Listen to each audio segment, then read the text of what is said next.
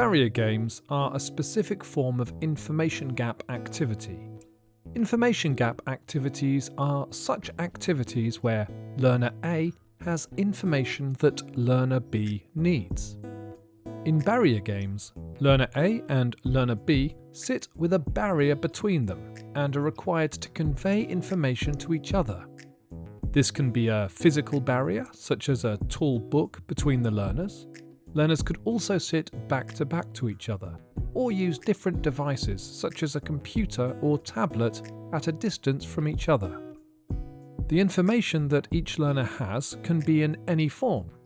For example, learner A and learner B each have a partially complete version of a map, diagram, chart, or timeline with different information missing.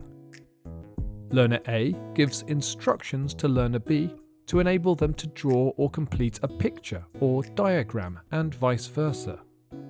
Learners A and B are given identical sets of photos, picture cards, or real objects to arrange in a sequence in an identical way.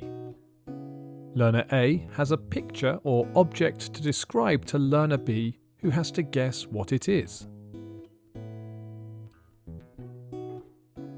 Let us look at two examples of barrier games. In this science activity, learners work in pairs. As you can see, there are gaps in the text here. Learner A has some information that learner B does not have, and vice versa. Therefore, they will need to ask each other questions, speak and listen to each other in order to complete this task. At the end, they can compare their texts to see if they are the same. In this activity, for a lesson about the life of Charles Dickens, learner A receives some textual information about different events from Dickens' life. But learner B has different information about the same. They need to work together to complete the timeline with these facts. Why use barrier games? First of all, because barrier games mimic real-life conversational situations.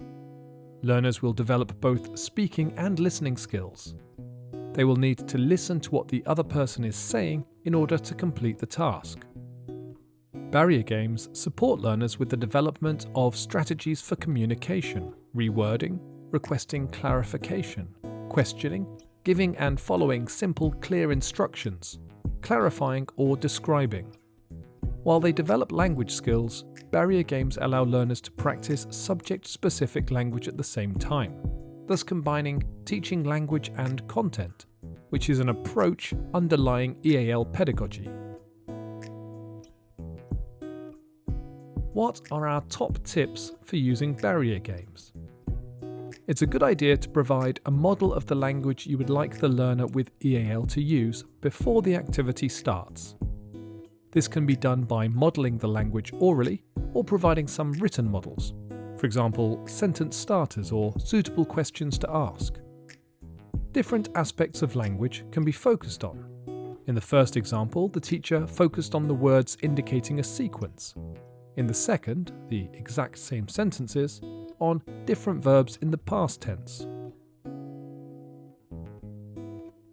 As already mentioned at the beginning of this video, barrier games can be used with computers and mobile devices.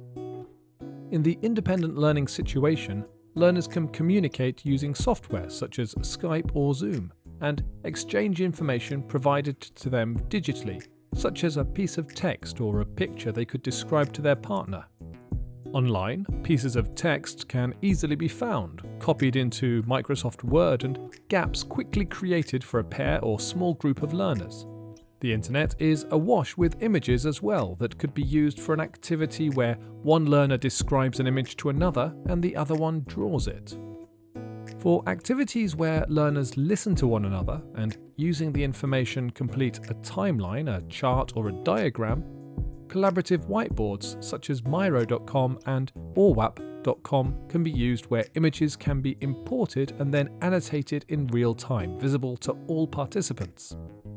In other words, as long as technology is available to learners, barrier games are relatively straightforward to organise for times when the learner is outside of the classroom.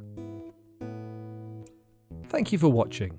Please click subscribe to be notified of future videos.